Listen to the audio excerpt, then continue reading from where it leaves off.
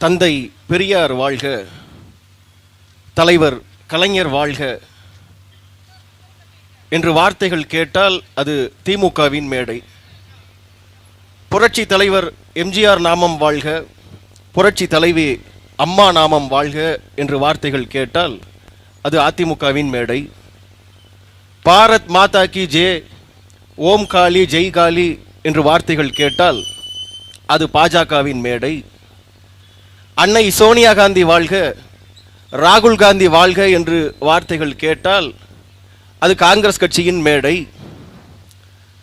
மரத்து மேலே ஏறாத, கரண்ட் கம்பியில் ஏறாத, சேர போட்டு உடைக்காத என்று சத்தம் கேட்டால் அது தாவேகாவினுடைய மேடை. தமிழ்தாய் வாழ்க, தலைவர் பிரபாகரன் வாழ்க என்று வார்த்தைகள் கேட்டால் அது நாம் தமிழர் கட்சியின் மேடை. அந்த வகையில் இந்த புனிதமான மேடையில் இன்றைய தேதியில் இந்த கொள்கை விளக்க பொதுக்கூட்டத்தை எப்போதும் போல எழுச்சியும் புரட்சியுமாக ஒருங்கிணைத்து நடத்தி கொண்டிருக்கின்ற, நீண்ட காலத்திற்கு பின்பாக நல்ல துவக்கம் பாதி வெற்றி என்று சொல்லுவார்கள். அந்த வகையில் முதல் துவக்கமே அட்டகாசமாக இன்றைய தேதியில் இந்த காட்டுமன்னார் கோயில் தொகுதி திருமுட்டம் பகுதியில் எழுச்சியும் புரட்சியுமாக நடத்தி கொண்டிருக்கின்ற இந்த நிகழ்விற்காக அலையாய் அலைந்து அனுமதி வாங்கி துண்டறிக்கை தந்து சுவரொட்டி ஒட்டி மேடை போட்டு பல்வேறு வழி தாங்கி இந்த ஒளி வாங்கியை தந்திருக்கின்ற அனைத்து தாய் தமிழ் சொந்தங்கள் உட்பட அனுமதி தந்து பாதுகாப்பு பணியை செய்து கொண்டிருக்கின்ற காவல்துறை அதிகாரிகளே, பகுதிவாழ் பொதுமக்களே, வியாபார பெருங்குடிகளே, நேரலையில் எம்மோடு இணைந்திருக்கின்ற எமது தாய் தமிழ் சொந்தங்களே, எப்படியும் நம்மை தான் கழுவி கழுவி ஊற்றப் போகிறார்கள், சரி என்னதான் கழுவுகிறார்கள் என்று பார்ப்போமே என்று கரைவேட்டியை எல்லாம் கலட்டி வைத்துவிட்டு ஆங்காங்கு நின்றபடி எங்கள் பேச்சுக்களுக்கு செவி கொடுத்து கொண்டிருக்கின்ற மாற்றுக் கட்சி தோழர்களே, உங்கள் அத்துணை பேருக்கும் செந்தமிழன் சீமானின் தம்பி திருப்பூர் சுடலையின் எழுச்சியும் புரட்சியுமான மாலை வணக்கங்கள். இந்த திருமுட்டம் பகுதியில் மசூதிக்கு அருகிலே நின்று இந்த கூட்டத்தை நடத்தி கொண்டிருக்கிறோம். ஸல்லல்லாஹு அலைக்கும் ஸலாம் சல்லவர்கள் தான் சொல்கிறார். அவரிடத்திலே கேட்கிறார்கள், ஈமான் என்றால் என்ன, அதற்கு என்ன பொருள் என்று கேட்கிறார்கள். அதற்கு சொல்கிறார், ஈமான் என்றால் இறைவனை நம்புவது, இறைவன் ஒருவனே என்று நம்புவது, அவனது வான தூதுவர்களை நம்புவது. சுருக்கமாக சொல்ல வேண்டுமென்றால் ஈமான் என்ற வார்த்தைக்கு நம்பிக்கை என்பது பொருள் என்று சல்லவர்கள் சொல்கிறார். அப்படி பார்த்தால் இன்றைய காலகட்டத்தில் மான தமிழினம் நம்ப வேண்டியது இரண்டைத்தான். ஒன்று ஈமான், மற்றொன்று சீமான் என்பதை இந்த இடத்திலே நாங்கள் பதிவு செய்ய விரும்புகிறோம். இந்த கூட்டத்தை நடத்துவதற்காக தேர்ந்தெடுத்த இடமும் சரி, தேர்ந்தெடுத்த நாளும் சரி, வரலாற்றில் நம் அத்தனை பேரும் தெரிந்து வைத்திருக்க வேண்டிய நாள், இடம். காரணம், இந்த மண்ணில் இந்த இந்திய தேசியத்திற்கு எதிராக, இந்த இந்திய ஒன்றியத்திற்கு எதிராக இன்று வேண்டுமானால் யார் யாரோ பேசலாம். ஆனால் அடக்குமுறைகளும் ஒடுக்குமுறைகளும் நிறைந்திருந்த அந்த காலகட்டத்தில் இந்தியத்திற்கு எதிராக முதலாக தமிழ் தேசியத்தை விதைத்த எங்களுடைய தமிழ் தேசிய தலைவர், தமிழ் தேசிய வழிகாட்டி தோழர் தமிழரசன் உலவிய, அவருடைய மூச்சுக்காற்று உலவிய இடம் இந்த திருமுட்டம். அந்த பகுதியில் நின்று, அதே போல எங்களுடைய ஐயா புலவர் கலிபெருமாள் அவர்களும் சரி, தமிழ் தேசிய இனத்தின் வாத்தியார், அவரெல்லாம் உலவிய இந்த மண்ணில் இந்த கூட்டத்தை நடத்துவதற்காக நாம் தேர்ந்தெடுத்த தேதியும் அக்டோபர் 10, வரலாற்று சிறப்பு வாய்ந்த நாள். அப்படி என்ன சிறப்பான நாள் என்று கேட்டால், தொடர்ச்சியாக தமிழனை அடித்துக் கொண்டிருந்த போது பக்கத்து நிலம் தாய் நிலத்தில் நம்முடைய தமிழீழ மண்ணில் இந்திய ஒன்றியம் அமைதிப்படை என்ற பெயரில் ஒரு அக்கிரமான படையை அனுப்பி தமிழர்கள் மீது பயங்கரவாத தாக்குதல் நடத்திய போது அந்த இந்திய அமைதிப்படைக்கு எதிராக நம்முடைய தலைவர் மேதகுவே பிரபாகர் அவர்களின் தலைமையிலான விடுதலை புலிகள் எதிர் தாக்குதல், வெட்டுக்கு பதில் வெட்டுத்தான், முட்டுக்கு எதிர் முட்டுத்தான் என்று எதிர் தாக்குதல் நடத்த தொடங்கிய தினம் இன்றைய தேதி அக்டோபர் 10. அந்த வகையில் இந்தியத்திற்கு எதிராக, திராவிடத்திற்கு எதிராக தொடர்ச்சியாக பேசி வருகின்ற, போராடி வருகின்ற நாம் தமிழர் கட்சி பிள்ளைகள் இந்த தேதியில் இந்த நிகழ்வை நாங்கள் ஒருங்கிணைத்து நடத்தி கொண்டிருக்கிறோம். எனக்கு முன்பாக அண்ணன் ஹுமாயூன் அண்ணன் பேசிட்டாரு. என்னன்னா, எங்களுக்கு பாடம் சொல்லி கொடுத்த வாத்தியார் பேசினதுக்கு அப்புறம் படித்த பையன் வந்து பேசுவது கொஞ்சம் சிரமமான காரியம்தான். அந்த வகையில் பேரன்பு கொண்ட பெற்றோர்கள், பெரியோர்கள், தலைப்பை நான் பார்த்தேன், கொள்கை விளக்க பொதுக்கூட்டம் என்று இருந்தது. எனக்கு அதிலேயே ஒரு சில மாறுபாடு உண்டு. காரணம், இந்திய ஒன்றியத்தில் இத்தனை அரசியல் கட்சிகள் இருந்தாலும் கூட தமிழ்நாட்டில் மட்டுமல்ல ஒட்டுமொத்த இந்தியாவிலேயே கொள்கையை விளக்கி அதிகபட்ச கூட்டங்கள் நடத்திய கட்சி எது என்று கேட்டால் 60 ஆண்டு காலம் கட்சி நடத்துகிற திமுகவை விட, காங்கிரஸ் கட்சியை விட, பாஜகவை விட 15 ஆண்டு காலம் கட்சி நடத்துகின்ற நாம் தமிழ் கட்சி பிள்ளைகள் தான் 2 மடங்கு 3 மடங்கு அதிகமாக நாங்கள் கொள்கை விளக்க கூட்டத்தை நடத்திவிட்டோம். தொடர்ச்சியாக தமிழ்நாடு முழுவதும் இந்த தொகுதி இந்த பகுதி என்று பிரித்தறிய முடியாத அளவிற்கு பட்டி தொட்டியெல்லாம் நாங்கள் கொள்கை விளக்க பொதுக்கூட்டத்தை போட்டுவிட்டோம். இனி கொள்கையை எல்லாம் விளக்கி கொண்டிருக்க முடியாது. இனி அதிகாரத்திற்கு செல்ல வேண்டும். இத்தனை ஆண்டு காலம் நாங்கள் என்ன கொள்கையை பேசி வந்தோமோ அதை கையெழுத்திடுகின்ற இடத்தில், செயல்படுத்துகின்ற இடத்தில் அடுத்த கட்டமாக அதிகாரத்திற்கு செல்ல வேண்டிய தேவை இருக்கிறது. அது யார் கையில் இருக்குன்னா, வேடிக்கை பார்க்குற உங்களுடைய கையில் தான் இருக்கு. எங்களுக்கு பெரிய வருத்தம் என்னன்னா, தொடர்ச்சியாக நாங்கள் உங்களுக்காக பேசி வருகிறோம், போராடி வருகிறோம். சீமானின் தம்பிகள், மதிப்பிற்குரிய மாற்றுக் கட்சி தோழர்கள் இத்தனை பேர் இருக்கீங்க, காவல்துறை அதிகாரிகள் இருக்கீங்க, யாராவது ஒருத்தர் கை தூக்கி சொல்லுங்களேன் பார்ப்போம். இந்த 15 ஆண்டு கால நாம் தமிழர் கட்சி வரலாற்றில் ஏதாவது ஒரு பிரச்சனையில், ஒரு போராட்டத்தில் சீமானின் தம்பிகள் பங்கு பெறல, கலந்து கொள்ளல, இந்த சிக்கலுக்காக நாம் தமிழர் கட்சிக்காரன் பேசல, போராடல, ஏதாவது ஒன்று, மருந்துக்கு ஒன்றே ஒன்று உங்களால் சொல்ல முடியுமா? அப்ப அந்த அளவிற்கு தொடர்ச்சியாக 15 ஆண்டு காலம் இந்த மண்ணுக்கு எந்த பிரச்சனை வந்தாலும், அது ஒன்றிய அரசோ மாநில அரசோ, எந்த பிரச்சனை வந்தாலும் வந்த பிரச்சனையை எங்கள் சொந்த பிரச்சனையாக கருதி களத்திலே நின்று போராடிய பிள்ளைகள் நாம் தமிழ் கட்சி பிள்ளைகள். நாங்கள் தொடர்ச்சியாக போராடி வழக்கை வாங்கி சிறைக்கு சென்ற பிள்ளைகள் சீமானின் தம்பிகள். நாங்கள் எந்த விதத்தில் குறைந்து போனோம்? ஆளுகின்ற திமுகவை விட, அதிமுகவை விட பேசுகிற பிள்ளைகள் சீமானின் தம்பிகள். எந்த இடத்தில் நாங்கள் குறைந்து போனோம்? ஏதாவது ஒரு இடத்தை உங்களால் சொல்ல முடியுமா? அப்ப தொடர்ச்சியாக உங்களுக்காக பேசி வருகிற பிள்ளைகள், போராடி வருகிற பிள்ளைகள். இதே மண்ணில் 8 வழிச்சாலை திட்டம் வந்ததோ, வந்தவுடன் களத்திற்கு சென்று முதலில் போராடிய கட்சி எங்களுடைய நாம் தமிழர் கட்சி. மறுத்து பேச முடியுமா? இதே மண்ணில் கூடங்குளம் அணு உலை வந்தபோது கூப்பிட்ட குரலுக்கு முதல் நாளாக களத்திற்கு சென்று வழக்கை வாங்கி சிறைக்கு சென்ற பிள்ளைகள் சீமானின் தம்பிகள். நாங்கள் திமுகவை விட நாங்கள் குறைந்து போனோமா? அதிமுகவை விட குறைந்து போனோமா? இதே இஸ்லாமிய சொந்தங்கள் இருக்கிறார்கள். இந்த மண்ணில் ஒன்றிய அரசு சிஏஏ, NPR, NRC என்று கொண்டு வந்த போது, அடக்குமுறை சட்டத்தை கொண்டு வந்த போது மற்ற அத்தனை பேரும் வேடிக்கை பார்த்த போது களத்திற்கு வந்த சட்டம் எங்களுக்கு எதிரானது என்று களத்திற்கு வந்து போராடி வழக்கை வாங்கிய பிள்ளைகள் சீமானின் தம்பிகள். நாங்கள் எதுலங்க குறைஞ்சு போயிட்டோம்? எதுல குறைஞ்சு போயிட்டோம்? நீங்க என்னன்னா, தொடர்ச்சியாக இந்த நாட்டுக்கு பேசுவதற்கு, போராடுவதற்கு சீமானும் அவன் தம்பிகளும் தேவை. ஓட்டு போடுவதற்கு மட்டும் திமுக தேவையா, அதிமுக தேவையா?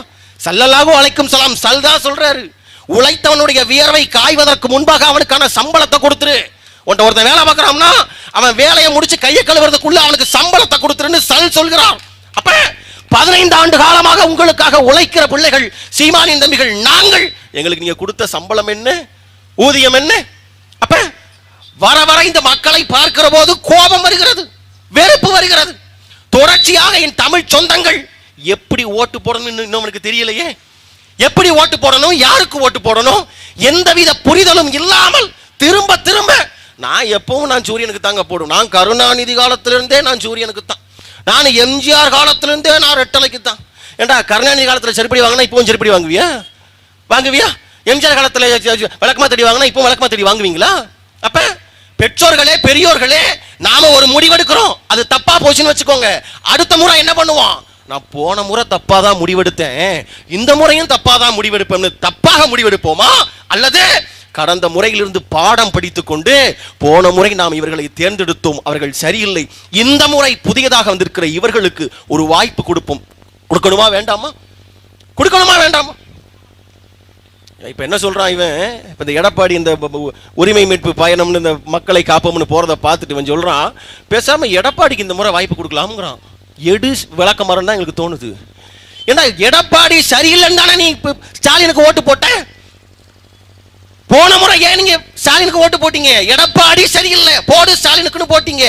இப்ப ஸ்டாலின் சரியில்லை, மறுபடியும் எடப்பாடிக்கு போடுவோம்னா அதுக்கு பருத்தி முட்டை பேசாம குடோன்ல இருந்திருக்கலாம்ல, அவர்கிட்டயே கொடுத்துருக்கலாம்ல, ஏன் மாத்தி போட்ட? அப்ப எந்த புரிதலும் இல்லாமல், எந்த முகாந்திரமும் இல்லாமல் அவர் எடப்பாடி பாவம், அவர் எப்படியாவது கட்சியை கைப்பற்றினா போதுன்னு அவர் ஒரு வண்டியை எடுத்துக்கிட்டு ஒரு பச்சை கலர் பஸ் எடுத்துக்கிட்டு அங்கே ஏற்கனவே அதிமுக எத்தனை அணி தெரியும்ல தீபா அணி, தீபக் அணி, ஓபிஎஸ் அணி, சசிகலா அணி, டிடிவி அணி, தினகரன் அணி, இப்போ புதுசாக செங்கோட்டையன் அணி, இன்னொன்று ஒரே ஒரு அணி தான் தேவைப்படுது. ஒரு அணி வந்துச்சுன்னா 8 டீமாகி போகும். ஏடிஎம்கே பிரீமியர் லீக்னு போட்டு பேசாமல் விளையாட்ட மேட்ச் ஆரம்பிச்சிடலாம். அவர் அந்த பக்கம். அப்போ அவர் மாற்றான இவன் தேடுறான். இவன் புதுசாக இவன் என்ன சொல்கிறான்? இப்போ புதுசாக விஜய் வந்த உடனே பேசாமல் விஜய்க்கு ஒரு வாய்ப்பு கொடுப்போமாங்கிறான். பெரிய கோபம் வருது எங்களுக்கு, பெரிய கோபம். டேய், விஜய்க்கு என்னடா தகுதி இருக்குது? என்ன தகுதி? நல்ல ஆட்டக்காரரு, நல்லா டான்ஸ் ஆடுவாரு, ஆமா 200 கோடி சம்பளம் வாங்குறாரு, பெரிய நடிகர் தான், ஆமா யார் இல்லைன்னு சொன்னது. ஆனால் இந்த நாட்டை ஆளுவதற்கு அதுவே தகுதி ஆயிடுமா? அந்த தகுதியே போதுமா? பேசுறேன்னா பக்கா விஜய் ரசிகன் தான், இல்லைன்னு சொல்லல.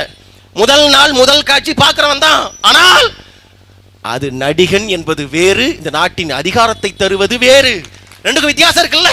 கல்லூரி படிக்கிறப்ப சட்டைக்கு மேல ஒரு சட்டையை போட்டுக்கிட்டு போக்கிரி படத்துக்கு முதல் காட்சி போய் போக்கிரி பொங்கல் ஆடிக்கிட்டு இருந்தப்பதான் அப்பதான் தெரியுது. ஒருத்தனுடைய பேச்சை கேட்கிறப்ப எனக்கான தலைவனை நான் திரையில் தேடக்கூடாது, தரையில் 9 வல்லாதிக்க நாடுகள் எதிர்த்து நின்ற போதும் தன் மக்களையே படையாக திரட்டி தரையில்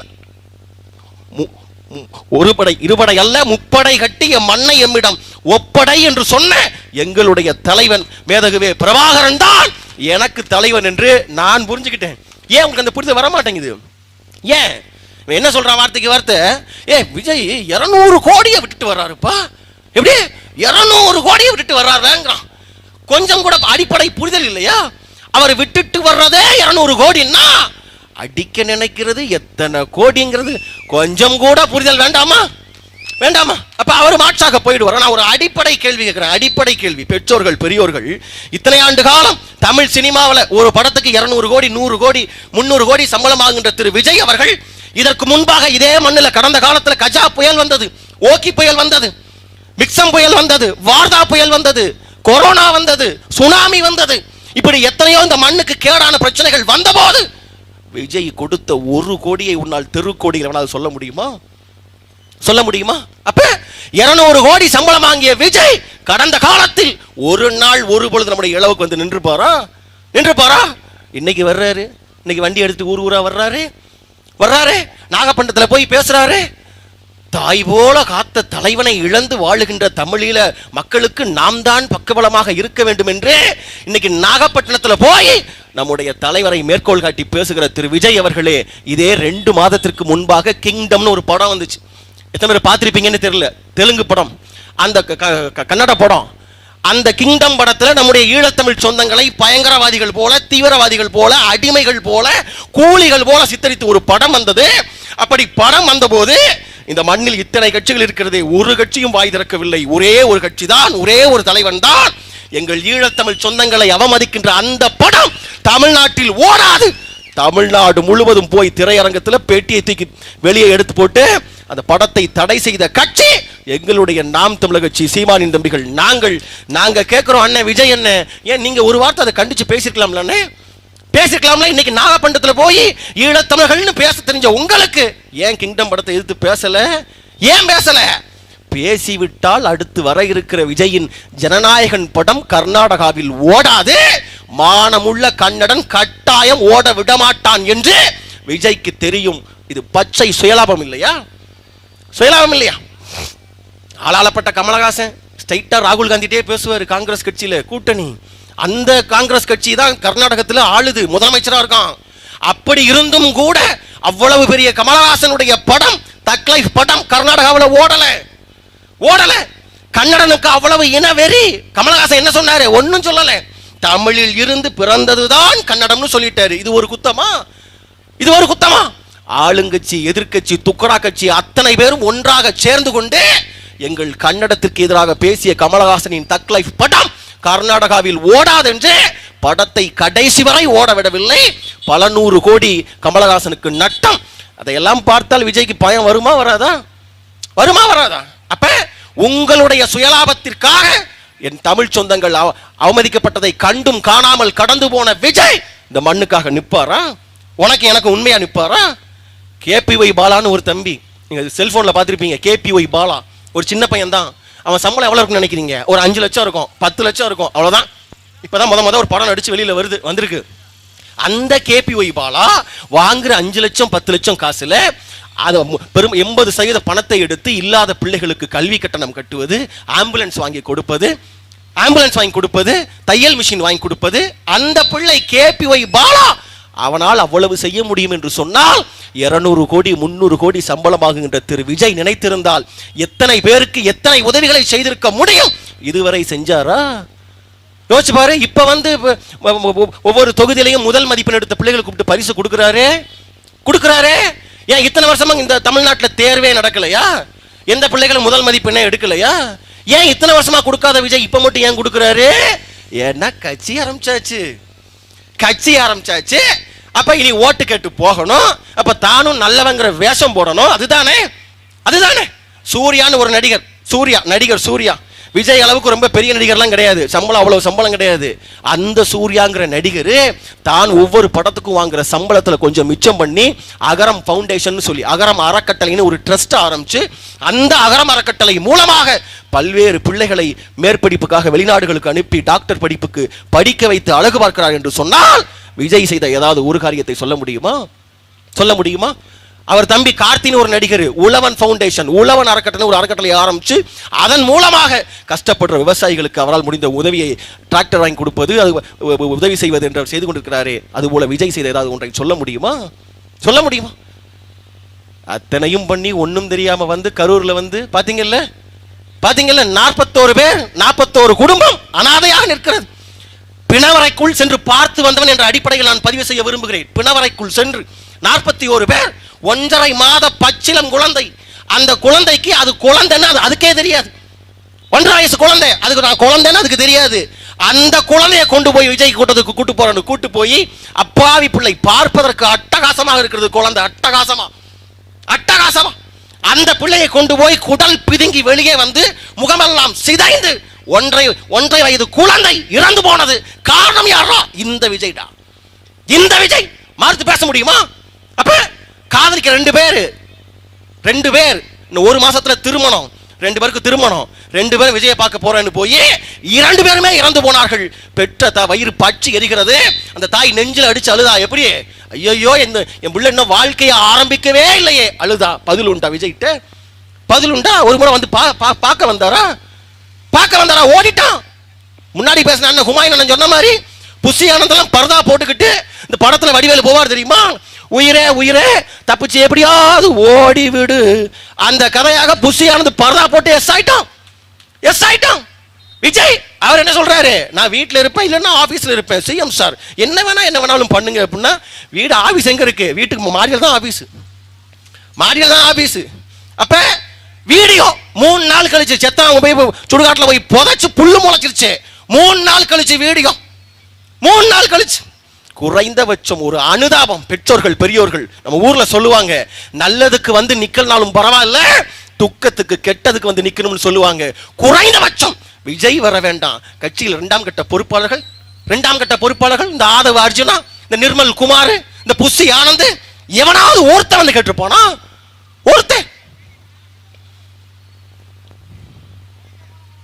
நாங்கள் வெளிப்படையாக பதிவு செய்ய விரும்புகிறோம். திமுகங்கிற கட்சி இனத்தின் எதிரி, இனத்தின் துரோகி.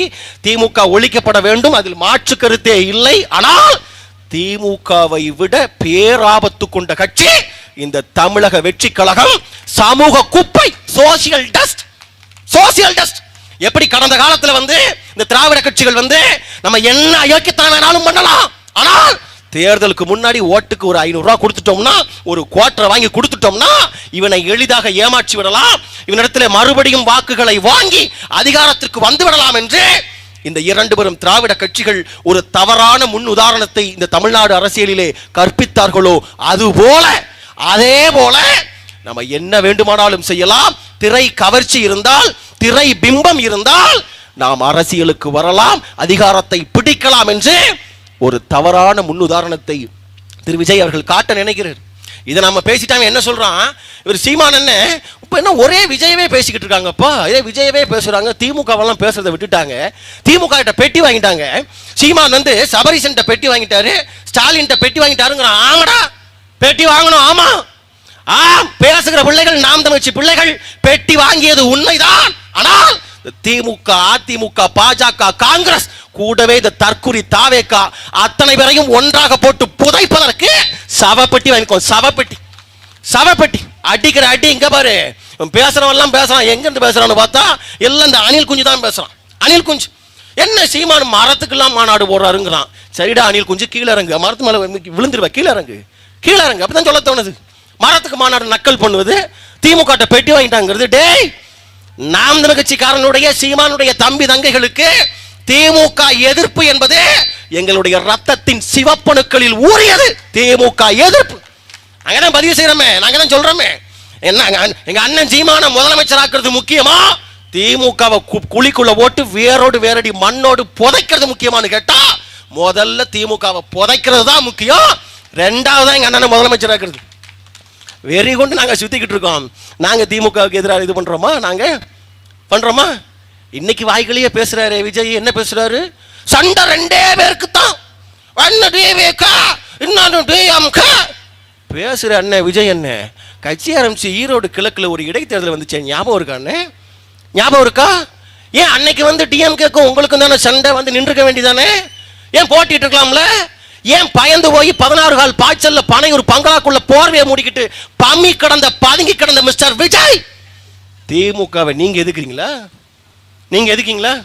டேய், நாம் தமிழ் கட்சியோட எதிர்ப்பு அண்ணன் சீமானுடைய அடி எவ்வளவு வலிமையானது என்பதை அடித்த சீமான் வகைராக்கள் நாங்கள் சொல்வதை விட அடி வாங்கிய கருணாநிதி வகைராக்கள் இடத்துல போய் கேட்டுப்பார், அவர்கள் சொல்லுவார்கள். வாய்ப்பு இருந்தா சென்னைக்கு போய் மெரினா கடற்கரையில ஒரு கல்லறை இருக்கும்.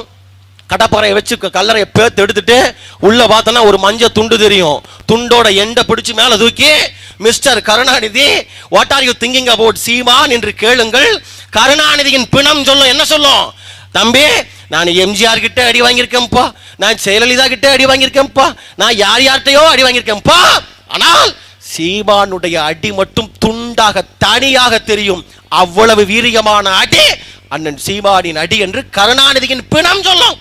ஏன் எங்கள் இனம் கொத்து கொத்தாக செத்து விழுந்த போது, சின்ன சின்ன பிள்ளைகள் எல்லாம் செத்து விழுந்த போது, எங்கள் அக்கால் தங்கைகள் வன்புணர்வு செய்யப்பட்ட போது இந்த நாட்டின் முதலமைச்சராக அதிகாரத்தில் இருந்த ஐயா கருணாநிதி இடத்துல கெஞ்சி போய் கேட்டோம்.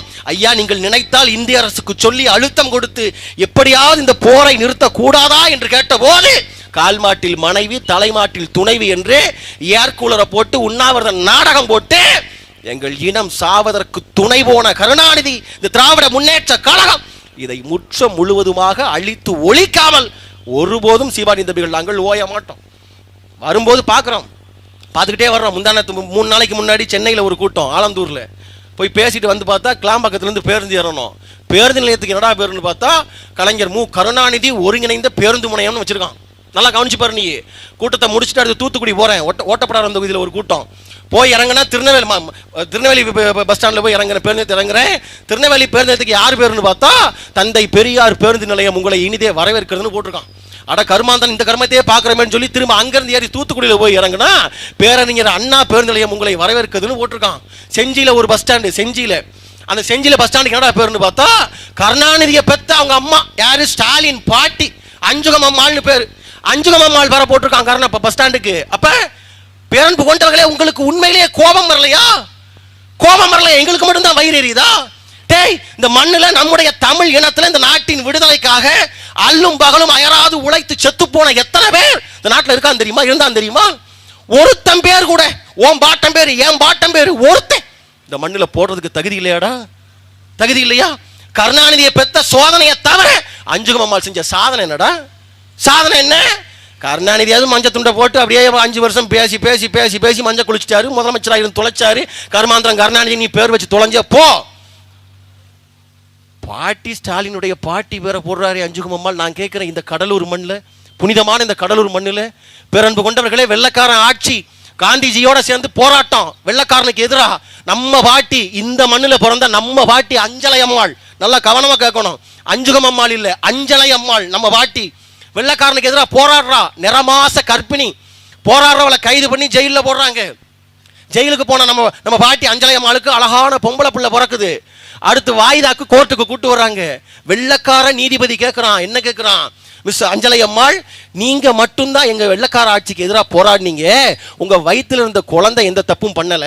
நீங்க விருப்பப்பட்டீங்கன்னா தண்டனையை நீங்க மட்டும் அனுபவிங்க, உங்க குழந்தைய உங்க சொந்தக்காரங்கிட்ட கொடுத்துட்டு நீங்க ஜெயிலுக்கு போங்கன்னு சொல்றான் நீதிபதி சொல்றான். அதுக்கு அஞ்சலை அம்மாள் நம்ம பாட்டி சொல்றா, என்ன தெரியுமா சொல்றா? இல்ல, இந்த வெள்ளைக்கார அரசுக்கு எதிராக, இந்த பிரிட்டிஷ் ஏகாதிபத்தியத்திற்கு எதிராக நான் மட்டும் போராடல, என் வயிற்றுக்குள்ள கருவாக இருந்து கொண்டு கையையும் காலையும் அசைத்தபடி என் மகளும் போராடினாள், அவளும் சிறையில் இருப்பதுதான் சரி என்று பேசிய நம்முடைய பாட்டி அஞ்சலை அம்மாள். கடலூர் பஸ் ஸ்டாண்டுக்கு ஒரு பேர் உண்டாடா? உண்டா? உனக்கு கோபம் வரலையா? கோபம் வரலையா? தூத்துக்குடி மண்ணில் பேரறிஞர் அண்ணாவுடைய பேரை வைக்கிறான். முறைப்படி பார்த்தால் அண்ணன் ஹுமாயூன் சொன்னது போல தமிழ்நாட்டில் அல்ல, ஒட்டுமொத்த இந்தியாவிலேயே இந்திய விடுதலை போராட்டத்தில் ஆக சிறந்த பங்காற்றிய நம்முடைய தாத்தன் வ.உ. சிதம்பரனார். அத்தனை பேரும் சொல்லுவோம் அவர் கப்பல் ஓட்டினாரும்பா. அவர் கப்பல் ஓட்டியவர் அல்ல, கப்பலை ஓட்டி வெள்ளைக்காரனை ஓட்டிய பெருமகனார் நம்முடைய பாட்டன் வ.உ. சிதம்பரனார். எப்பேற்பட்ட தியாகம் தெரியுமா? எப்பேற்பட்ட தியாகம்! மற்ற அத்தனை பேரும் வந்து ஒரு வறுமைக்கு வாழ்க்கைப்பட்டு பிறந்து போராடினா, வ.உ.சி அப்படி இல்லை. பிறக்கும் போதே கொடீஸ்வர குடும்பம். நம்மளாம் நமக்கு புள்ள பிறந்து வச்சுங்க கொண்டு போய் படிக்க வைக்கிறதுக்கு பள்ளிக்கூடத்தில் சேர்த்து ஃபீஸ் கட்டுவோம். ஆனால் வ.உ.சியுடைய அப்பா என்ன தெரியுமா பண்ணாரு? தன் மகன் வ.உ.சி படிக்கணுங்கிறதுக்காக சொந்தமாக ஒரு பள்ளிக்கூடத்தையே கட்டினார். அப்பேற்பட்ட ராஜ குடும்பத்தில் பிறந்தவர் வ.உ.சி. இந்த நாட்டுக்காக வெள்ளக்காரனுக்கு எதிராக பதிலுக்கு பதில் எதுக்கடா வெள்ளக்காரன் உள்ள வந்தான்? இந்த நாட்டில் சம்பாதிக்க வந்தான். அப்ப அவன் வருமானத்தில் கை வச்சுட்டோம்னா தன்னை போல நாட்டுக்கு ஓடி விடுவான்னு சொல்லி பொருளாதார போர். காந்திஜி அகிம்சை வழியில் போராடினார். நேதாஜி ஐஎன்ஏ என்று இந்திய தேசிய ராணுவத்தை கட்டி ஆயுதம் தாங்கி போராடினார் நேதாஜி. ஆனால் இரண்டுக்கும் மாற்றாக பொருளாதார போர் என்று வெள்ளக்காரனுக்கு போட்டியா நானும் கப்பல் வாங்க போறேன்னு சொல்லி அங்கங்க காசு திரட்டுறாரு. காசு பத்தல. தன் மனைவி மீனாட்சி அம்மாள்கிட்ட போய் கேட்கிறாரு, என்னென்ன மீனாட்சி அம்மா இந்த மாதிரி கப்பல் வாங்கணும், எனக்கு பணம் தேவைப்படுதுன்னு சொன்ன உடனே கழுத்தில் போட்டிருந்த தாலி கொத்தோடு கலட்டி வ.உ.சியிடம் கொடுத்தார் மீனாட்சி அம்மையார். அந்த காசை கொண்டு போய் பம்பாயில போய் கப்பல் வாங்க போறாரு வ.உ.சி. போன இடத்துல ஒரு தந்தி வருது. என்னன்னு வருது? இது போல நமக்கு பிறந்த பிள்ளை வந்து இறந்து விட்டது, அதனால அந்த பிள்ளைக்கு இறுதி காரியம் செய்யணும், நீங்க திரும்பி வாங்கன்னு வ.உ.சிக்கு தந்தி வருது. அதுக்கு பதில் தந்தி போடுறாரு வ.உ.சி. என்ன தெரியுமா போட்டாரு? எனக்கு பிறந்த பிள்ளைக்கு செய்ய வேண்டிய இறுதி காரியத்தை விட நான் பிறந்த நாட்டுக்கு செய்ய வேண்டிய பெருங்காரியத்தில் இருக்கிறேன், என்னால் வர முடியாது என்று தந்தி அனுப்பினார்.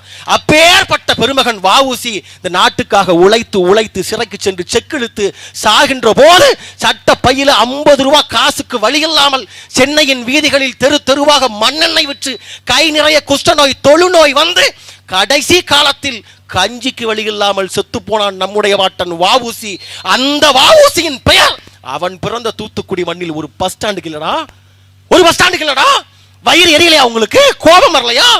அப்ப என்ன சாதனை செஞ்சு கிழிச்சிட்டாம கருணாநிதி பேரு, கருணாநிதியோட ஆத்தா பேரு கேட்க தோணுதா இல்லையா? அப்ப முதலமைச்சர் ஸ்டாலின், நீங்க முதலமைச்சர் உங்க பாட்டி பேரை வைப்பீங்க, சரி. நீங்க உங்க பாட்டி பேரை வச்சுட்டீங்க. ஒருவேளை நாளை ஒருவேளை உதயநிதி ஸ்டாலின் ஒருவேளை முதலமைச்சரா வர்றாருன்னு வச்சுக்குவோம், வரப்போறது இல்லை, நாம சீமானின் தம்பிகள் விட போறதும் இல்லை. ஒருவேளை உதயநிதி ஸ்டாலின் முதலமைச்சரா வந்தா ஸ்டாலினை மாதிரியே இவரோட பாட்டி பேரை ஒரு பஸ் ஸ்டாண்டுக்கு வைக்கணும்னு நினைச்சாருன்னா எந்த பாட்டி பேரை வைக்கிறது, எத்தனை பாட்டி பேரை வைக்கிறது? கேள்வி வருதா இல்லையா? மினி பஸ் எங்கெல்லாம் நின்று போகுதோ, ஷேர் ஆட்டோ எங்கெல்லாம் நின்று போகுதோ அங்கெல்லாம் ஒரு பாட்டி இருக்கு அவருக்கு. யார் பேரை வைக்கிறது? அப்ப கோவம் வருதா இல்லையா? அப்ப பெற்றோர்கள் பெரியோர்கள் இதையெல்லாம் மாற்ற வேண்டும் என்று சொன்னால் இந்த அதிகாரம், இந்த ஆட்சி நமக்கு தேவைப்படுகிறது.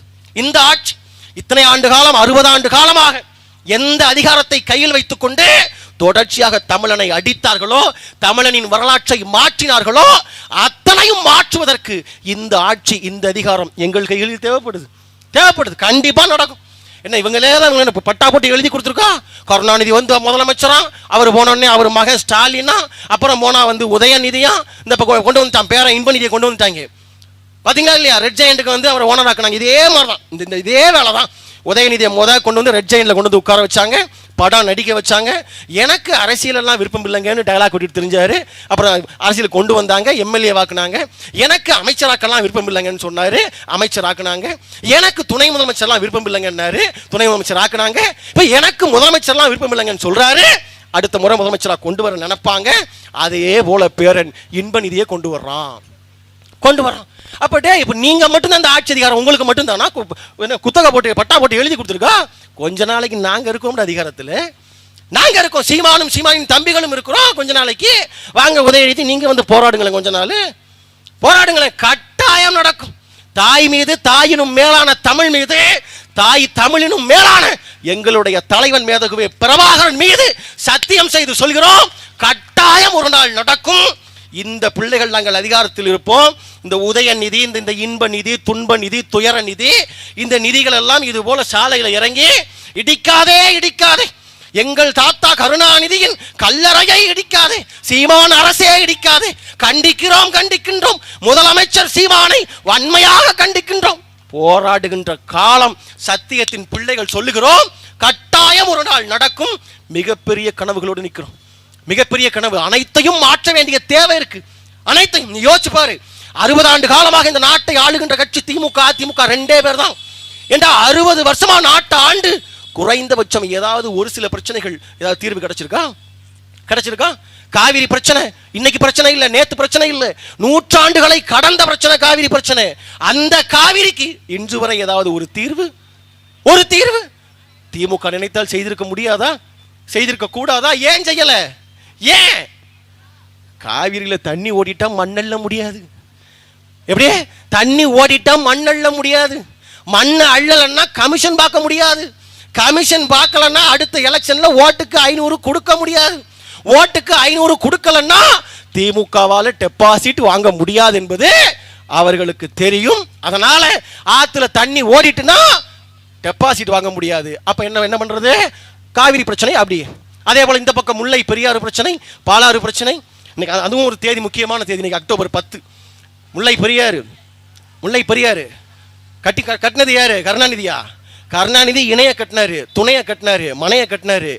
அணையை கட்டியது முல்லை பெரியாறு அணையை கட்டியது யாரு? எங்கேயோ பிறந்து இங்கிலாந்துல பிறந்த ஒருத்தன், லண்டன்ல பிறந்து இந்த வெள்ளக்கார பொறியாளராக தமிழ்நாட்டுக்கு வந்து கர்னல் ஜான் பென்னிக்விக், அவன் தான் வந்து கட்டுறான் முல்லை பெரியாறு. அவனுக்கு முன்னாடி எத்தனையோ பேர் கட்ட முயற்சி பண்றாங்க, யாராலையும் கட்ட முடியல.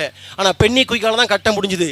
ஏன் என்று பார்த்தால், பென்னிக்விக்கு முன்பாக அந்த அணையை பார்த்த எல்லோருமே அது வெறும் தண்ணீர் சார்ந்த பிரச்சனையாக பார்த்தார்கள்.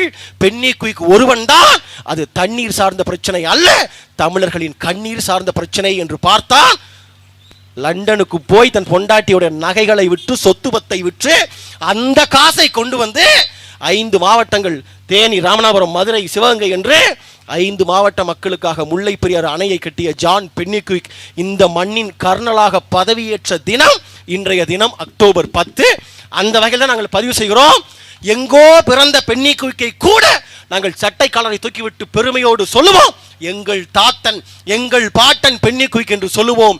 இங்கேயே பிறந்திருந்தாலும் கூட கருணாநிதியை எங்கள் தலைவராக அல்ல, தாத்தனாக அல்ல, தலை மயிராக கூட எங்களால் ஏற்க முடியாது.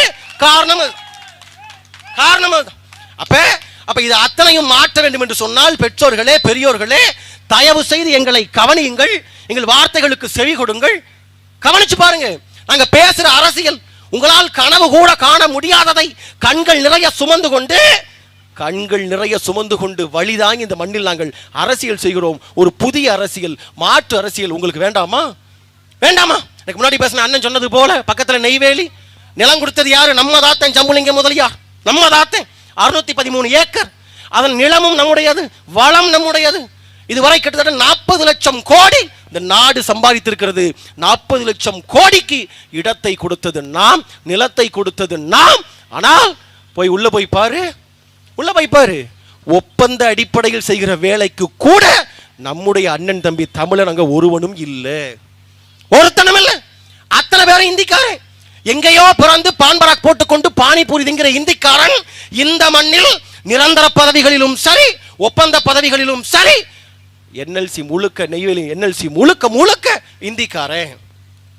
முன்னாடியெல்லாம் எங்க ஊர் திருப்பூர் கோயம்புத்தூர்ல தான் இந்திக்காரன் ஆதிக்கிறதுன்னு பார்த்தோம். இப்ப அப்படி இல்லை. திருமுட்டத்தை தாண்டி கடைக்கோடி கிராமம் வரைக்கும் இந்திக்காரன் வந்து விட்டான். தஞ்சாவூர்ல நாத்து நடுறாங்க, அவன் இந்தி பாட்டை பாடிக்கிட்டு, தஞ்சாவூர்ல இந்திக்காரன் இந்தி பாட்டை பாடிக்கிட்டு நாத்து நடுறான். மானமுள்ள தமிழன் நாண்டுகிட்டு சாக வேண்டாமா? அப்ப நம் வீட்டிலும் பிள்ளைகள் இருக்கிறது, படிக்க வைக்கிறோம், ஆளாக்குகிறோம், வேலை கிடைக்கிறதா? இல்ல. ஏன்? அத்தனை வேலையும் தூக்கி கொடுத்துட்டான், இந்திக்காரனுக்கு கொடுத்துட்டான். கோயம்புத்தூர்ல தெற்கு தொகுதி ஒன்று இருக்கு. அந்த தெற்கு தொகுதியில் பார்த்தீங்கன்னா போன தேர்தலில் யார் போட்டிக்கிட்டதுன்னா அதிமுக கூட்டணியில் அதிமுக போட்டியிடல, பிஜேபி கிட்ட கொடுத்துட்டாங்க. திமுக கூட்டணியில் திமுக போட்டியிடல, காங்கிரஸ் கொடுத்துட்டாங்க. ஏன்டா 2 பேருமே தொகுதியை கூட்டணி கொடுத்துட்டாங்கன்னு பார்த்தா அந்த கோவை தெற்கு தொகுதியில் மட்டும் கிட்டத்தட்ட 1 லட்சம் வாக்காளர்கள் இந்தியை தாய்மொழியாக கொண்ட இந்திக்காரன் பான்பராக் போடுற வடக்கன்ஸ் 1 லட்சம் பேர் ஒரு தொகுதியில் இருக்கான். அந்த 1 லட்சம் இந்திக்காரனுக்கு உதயசூரியன்னா என்னன்னே தெரியாது, நகி பேட்டான்ருவான். அவனுக்கு ரெட்டலை சுத்தமாக ரெட்டலையும் தெரியாது, மொட்டலையும் தெரியாது. அவனுக்கு தெரிஞ்சதெல்லாம் தாமரையை தெரியும், விட்டா கை சின்னம் தெரியும், 2 தான் தெரியும். அப்ப ஒரு தொகுதியில் 1 லட்சம் பேர் இந்திக்காரன் ஓட்டடியோடு இருக்கிறான் அப்படின்னா அது கண்ணுக்கு தெரிந்து ஒரு தொகுதி. தெரியாத தொகுதிகள் எத்தனை பேர், எத்தனை தொகுதி? நாம பேசுறோமே, நாங்கெல்லாம் யார் தெரியுமா? நாங்க ஆண்ட பரம்பரை, எங்களுக்கு 6 சீட்டு வேணும், எங்களுக்கு 8 சீட்டு வேணும். நாங்கெல்லாம் யார் தெரியுமா? நாங்க தமிழ்நாட்டில் 1 கோடி பேர் இருக்கோம் தெரியுமா, எங்களுக்கு 4 சீட்டு வேணும், 5 சீட்டு வேணும் கேட்கிறோம் இல்லையா? அது போல எழுதி வைத்துக் கொள்ளுங்கள் பெற்றோர்களே, வெகு விரைவில் நாங்கெல்லாம் யார் தெரியுமா? நாங்க இந்திக்காரங்க, தமிழ்நாடு முழுக்க நாங்க 1 கோடி பேர் இருக்கோம், நாங்க 50 லட்சம் பேர் இருக்கோம், எங்களுக்கு 10 சீட்டு கொடு, 15 சீட்டு கொடுன்னு இந்திக்காரன் கேட்கக்கூடிய நிலைமை கட்டாயம் கூடிய விரைவில் வரும், கூடிய விரைவில் வரும். அப்ப இதெல்லாம் தடுக்கணும்னா, மாற்றணும்னா தமிழ்நாட்டில் நடக்கக்கூடிய சட்டம் ஒழுங்கு சீர்கேடு அத்தனைக்கும் பெரும்பான்மையான காரணம் இந்திக்காரன் தான். 18 ஸ்டேட்ல இருக்கான், அவன் அங்கிருந்து வர்றான், எவன் வர்றான், எதுக்கு வர்றான், எங்க தங்குறான், என்ன வேலை பார்க்க போறான், எதுவும் தெரியாது, கணக்கு வழக்கு எதுவும் கிடையாது. சின்ன சின்ன பிள்ளைகளை வன்புணர்வு செய்வது, திருடுவது, நகைக்காக தனியாக கூடிய மூதாட்டிகளை அடித்து கொள்ளுவது அத்தனையும் செஞ்சுட்டு எந்த ரயிலில் ஏறி அவன் எந்த ஸ்டேட்டுக்கு போறான் ஒருத்தனுக்கும் தெரியாது, கணக்கே தெரியாது. அப்ப அத்தனை குற்றச்செயலுக்கும் காரணம் இந்திக்காரன். அப்ப இதையெல்லாம் சரி பண்ணணும்னா உள் நுழைவு சீட்டு அனுமதி முறை என்று சொல்லி, இன்னர் லைன் பெர்மிட்னு சொல்லி இதையெல்லாம் செய்ய வேண்டும் என்ற பெரும் கனவு, பெரும் நோக்கம் இந்த பிள்ளைகளுக்கு இருக்கிறது. தேவை ஒன்றுதான், ஆட்சி அதிகாரம். தயவு செஞ்சு இங்க எதுவுமே பண்ண வேண்டாம். போன முறை எங்களுக்கு ஓட்டு போட்டிருந்தீங்களா? போன முறை இந்த முறை வாக்களிக்க போறப்ப 2 பேர், வலது கையில ஒரு ஆளு, இடது கையில ஒரு ஆளு, 2 பேர் எங்களுக்காக செய்ய முடியாதா? நம்ம சொன்னதை கேட்கறதுக்கு 2 பேருக்கு இருக்க மாட்டாங்களா? சொல்லுங்க பாப்போம், இருப்பாங்களா இல்லையா? அப்போ உங்க வீட்டில் அது அம்மாவா இருக்கலாம், அக்கா தங்கச்சியா இருக்கலாம், உங்க வீட்டுக்காரரா இருக்கலாம், காதலியா இருக்கலாம், காதலா இருக்கலாம், நண்பரா இருக்கலாம். சொல்லுங்க, எப்ப நீ நாம் தங்கச்சிக்காக ஓட்டு போடலனாலும் பரவாயில்ல, அண்ணன் சீமானுடைய சிந்தனைக்காக ஓட்டு போடலனாலும் பரவாயில்ல, உன் கூடையே சுத்திரனே செவ்வாழை எனக்காக போடக்கூடாதான்னு சொல்லி ஒரு 2 பேர், வலது கையில ஒரு ஆளு, இடது கையில ஒரு ஆளு, முன்னாடி ஒரு ஆளு, பின்னாடி ஒரு ஆளை விட்டு உங்களால் வாக்குச்சாவடிக்கு போய் வாக்கு வாங்கி தர முடிந்தது என்று சொன்னால், உங்க வீட்டுக்காரர் திமுக இருக்கிறாரா, அதிமுக இருக்கிறாரா? சொல்லுங்க. அட வெக்கங்கட்ட மனுஷா, உன் கூடயே இத்தனை வருஷம் குடும்பம் நடத்திருக்கேனே, என்ன சுகத்தை கண்டே, ஒரு நல்ல புடவை உண்டா, நல்ல நகை உண்டா, எனக்காக நான் வேற என்ன கேட்கிறேன்? ஒரு ஓட்டு தானே போடக்கூடாதான்னு கேளுங்க. இல்ல நான் திமுகக்கு தான் போடுவேன்னா ரசத்துல விஷத்தை வைப்போம்னு சொல்லுங்க. சொல்லி மிரட்டியாவது கூட்டு போய் 2 பேர் காதலிக்கிறீங்களா, உங்க காதலிக்கு போனை போட்டு, எப்படி நம்ம லவ் பண்றது கல்யாணத்துல முடியணுமா, அல்லது இப்பவே நம்ம கட் பண்ணிக்கலாமா, நீ விவசாய சின்னத்துக்கு ஓட்டு போடுறத பொறுத்து இருக்குன்னு சொல்லி பேசி தயவு செஞ்சு கூப்பிட்டு கொண்டு உங்களால வாக்கு வாங்கி தர முடிந்தது என்று சொன்னால், போன முறை 36 லட்சம் வாக்குகள், இந்த முறை அது 3 மடங்காக மாறுகின்ற போது கிட்டத்தட்ட 1 கோடிக்கும் அதிகமான வாக்குகளை பெற்றுவிட முடியும். நாம் தமிழர் கட்சி கட்டாயம் அதிகாரத்துக்கு வர முடியும், அதிகாரத்துக்கு. அப்ப இந்த முறை தயவு செய்து பெற்றோர்கள், பெரியோர்கள் இதை செய்தியாக்குங்க, பரவலாக்குங்க. இத்தனை ஆண்டு காலம் திராவிட கட்சிகளை பார்த்தது போதும். ஒரு முறை, இந்த ஒரே ஒரு முறை வேட்பாளர் அண்ணன் கண்டிப்பா அறிவிப்பார். வெகு விரைவில் அடுத்த கூட்டம் அதுதான், இல்லையா? அடுத்த கூட்டம் வேட்பாளர் அறிமுக கூட்டம் தான். எந்த நபரை நிறுத்தினாலும் சரி, கடந்த தேர்தலெல்லாம் எங்களுக்கு வேட்பாளர் யாருன்னு தெரிஞ்சிடும், சின்னம் என்னன்னு கடைசி வரைக்கும் தெரியாது. இதை கொடுப்பானா அதை கொடுப்பானான்னு ஒரே குழப்பமா இருக்கும். இந்த முறை அந்த பிரச்சனை இல்லை. ஏன்? இந்த முறை எங்கள் தமிழ் சொந்தங்கள் நீங்கள் செலுத்திய 36 லட்சம் வாக்குகளால் நாம் தமிழர் கட்சி தமிழ்நாட்டின் 3வது பெரிய கட்சி, இட்ஸ் a recognized party, அங்கீகரிக்கப்பட்ட கட்சி என்று எங்களுக்கு அங்கீகாரத்தை தந்து இதோ சின்னம் சீர்கட்டு கிடக்கின்ற தமிழகத்தை மாற்றுவதற்கு ஏர் தூக்கி வருகின்ற எங்கள் அண்ணன் சீமானே எங்கள் சின்னமாக, விவசாயி சின்னமாக கிடைத்திருக்கிறார். அதனால் படித்த பிள்ளையாக, பண்புள்ள பிள்ளையாக, இந்த மண்ணின் மைந்தனாக, இந்த மண்ணை தன் கண்ணை போல நேசிக்கின்ற பிள்ளையாக, பிறந்த பிள்ளை போல, கறந்த பாலை போல உண்மையும் நேர்மையுமாக நிற்கிற ஒருவன் கட்டாயம் இந்த மண்ணில் வேட்பாளராக அறிவிப்பு செய்வார் அண்ணன் சீமான். அந்த வேட்பாளருக்கு விவசாயி சின்னத்திலே உங்கள் வாக்குகளை தாருங்கள். வெகு விரைவில் வேட்பாளர் அறிமுக கூட்டத்தில் இன்னும் விரிவாக அதிகமாக பேசுவோம். வாய்ப்பிற்கு நன்றி. நாம் தமிழர்.